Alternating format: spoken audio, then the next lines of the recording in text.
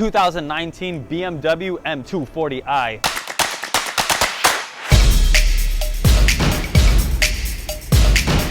Got a dinan mid-pipe. This is the old one, check this out. Couple resonators on there, extremely restricting. This is gonna open it up a lot more. Couple nuts and bolts. We have Gio over here, looking like he's from up north with this thing on top of his head. Putting in some clamps. We're gonna run it all the way through. It starts up here with the flex pipe. 3-inch piping all the way down.